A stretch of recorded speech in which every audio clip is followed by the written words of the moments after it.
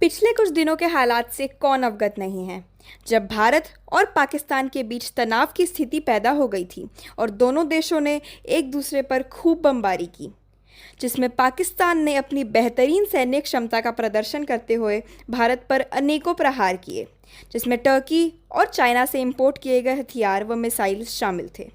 लेकिन भारत ने अपनी सूझबूझ, समझदारी और आधुनिक डिफेंस सिस्टम से उनके हर प्रहार को नाकाम कर दिया, जिनमें ब्रह्मोस मिसाइल्स, राफेल एयरक्राफ्ट्स और S-400 जैसे सैन्य उपकरण का नाम सबसे ऊपर रहा।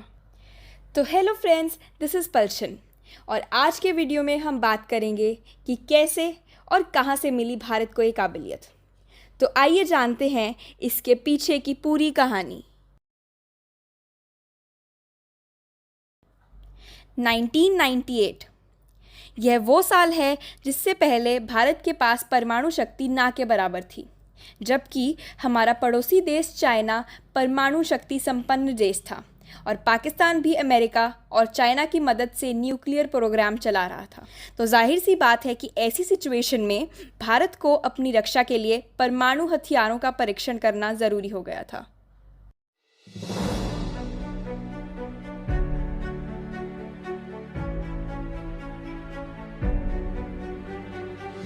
परमाणु हथियारों का होना एक निवारक शक्ति के रूप में काम करता है, जिससे दुश्मन हमला करने से पहले 100 बार सोचता है।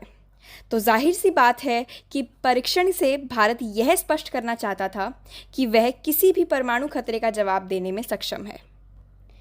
इन सब की शुरुआत हुई थी साल 1995 में, जब भारत द्वारा चलाया गया पोखरण परमाणु परीक्षण न केवल फेल हुआ, बल्कि इसे इंटरनेशनल प्रेशर और अमेरिकी निगरानी के कारण रद्द कर दिया गया।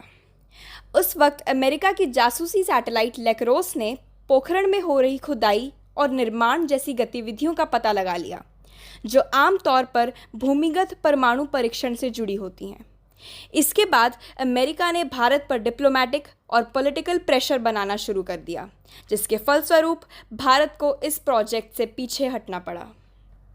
अब आता है साल 1998, जिसमें हम बात करेंगे दो ऐसे व्यक्तियों की जिन्होंने अपनी मेहनत, लगन और दृढ़ संकल्प से इस प्रोजेक्ट को सफल कर दिखाया।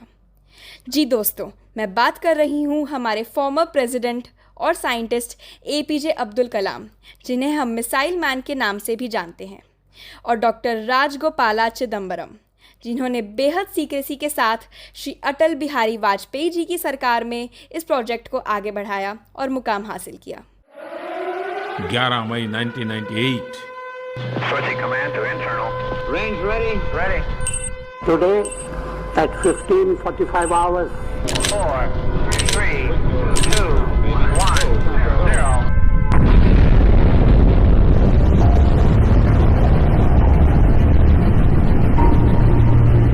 India conducted 3 underground nuclear tests in the Pokhran range.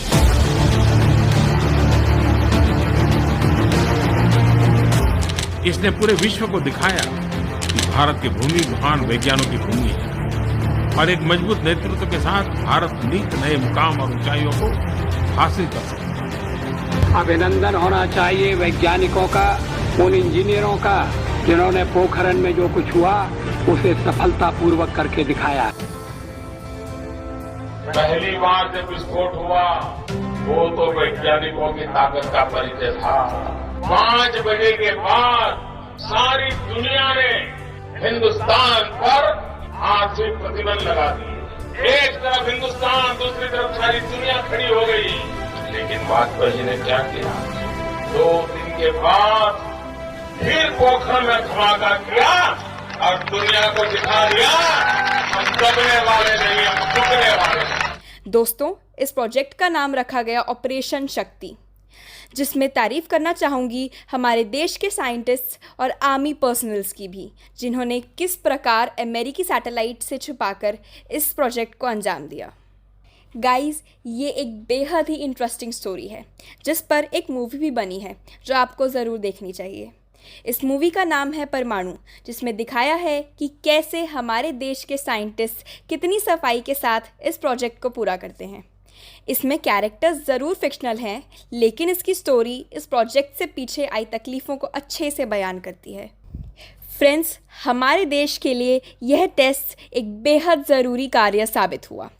Pokhran nuclear test के ज़रिए ही हमारे देश को एक पावरफुल न्यूक्लियर वेपन स्टेट यानी कि परमाणु संपन्न राष्ट्र का दर्जा मिला, जिसके फलस्वरूप आगे चलकर भारत और अमेरिका के बीच 2008 में न्यूक्लियर एग्रीमेंट साइन हुआ। पोखरण टेस्ट की बदौलत ही भारत को अंतर्राष्ट्रीय मंचों पर न्यूक्लियर पावर के रूप में और अधिक सम्मान और प्रभाव प्राप्त हुआ, जिसकी मदद से भारत ने न्यूक्लियर कमांड अथॉरिटी की स्थापना की, जिसके तहत यह सुनिश्चित होता है कि भारत भी अब बाकी न्यूक्लियर पावर्स जैसे कि अमेरिका, जापान और चाइना की तरह एक सुपर पावर है और किसी भी वक्त अपनी रक्षा के लिए न्यूक्लियर वेपन्स का उपयोग कर सकता है। हम शुक्रगुजार हैं उस वक्त के प्रधानमंत्री श्री अटल बिहारी वाजपेयी जी के भी, जिन्होंने किसी भी आलोचनाओं की परवाह किए बिना इन परीक्षणों को तत्कालीन मंजूरी दी, जिनके बिना यह कभी संभव नहीं हो पाता। उनकी इस हिम्मत का ही परिणाम है कि आज हम पाकिस्तान को मुंह तोड़ जवाब दे पा रहे हैं।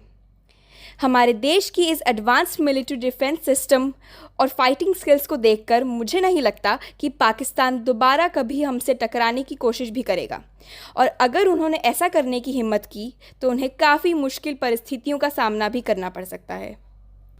अंत में मैं यही कहना चाहूँगी कि पोखरण परीक्षण हमारे वैज्ञानिकों की बुद्धिमत्ता, हमारी सरकार की दूरदर्शिता और भारत की आत्मनिर्भरता का एक गौरवशाली उदाहरण है।